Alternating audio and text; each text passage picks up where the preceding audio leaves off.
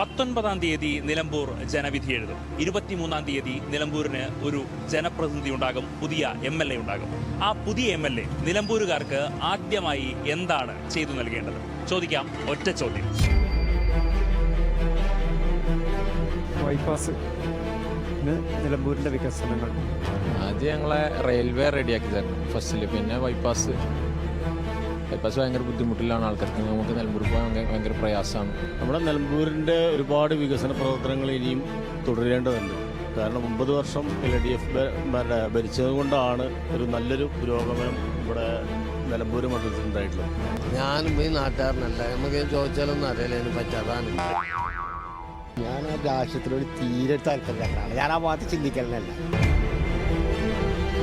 മൊത്തത്തിൽ വിദ്യാർത്ഥികളാണ് ഇപ്പോൾ ബസ്സിൻ്റെ ഒരു ഇതിലും, പിന്നെ നമ്മുടെ ഈ സാധാരണക്കാർക്ക് പഠിക്കാനും ഒരു പോക്ക് വരവിനും എല്ലാം സൗകര്യം നിലമ്പൂരിൽ നിന്ന് ഒരു കോളേജാണ് അത്യാവശ്യമായിട്ട് വരേണ്ടത്. അതാര് വന്നാലും മുൻഗണന ഒരു കോളേജിന് കൊടുക്കണമെന്നാണ് എൻ്റെ ഒരു അഭിപ്രായം. ആദ്യത്തെ കാലം വികസനം തന്നെയാണ് ചെയ്യേണ്ടത്. ആരും ഇതുവരെ വികസനം ചെയ്തിട്ടില്ല. അപ്പം ഇങ്ങനെയുള്ള ആളുകൾ ചെയ്യുമെന്ന് പ്രതീക്ഷിക്കാം, അത്രേ ഉള്ളൂ.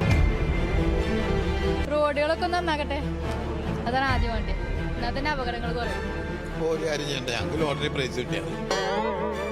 നമുക്കിപ്പോൾ മെയിനായിട്ടുള്ളത് നമുക്ക് ഈ റോഡ് പണി കാര്യങ്ങളൊക്കെ ആയിരുന്നു. അതൊക്കെ ഇപ്പോൾ നിലവിലിപ്പോൾ ഓക്കെയാണ്.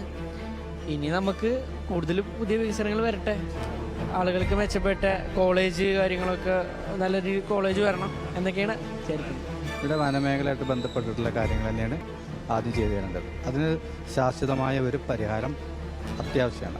നിലമ്പൂരിന് ആദ്യം ചെയ്തു തരേണ്ട കാര്യം എന്താ വെച്ചാൽ ബൈപ്പാസ് ബാലൻസ് ഉള്ളത് ശരിയാക്കാം. പിന്നെ അങ്ങനെയുള്ള അത്യാവശ്യ കാര്യങ്ങൾ ജനങ്ങളെ വിളിച്ചു കൂട്ടിയിട്ട് എന്താ വേണ്ടെന്ന് ചോദിച്ചിട്ട് ചെയ്യാം.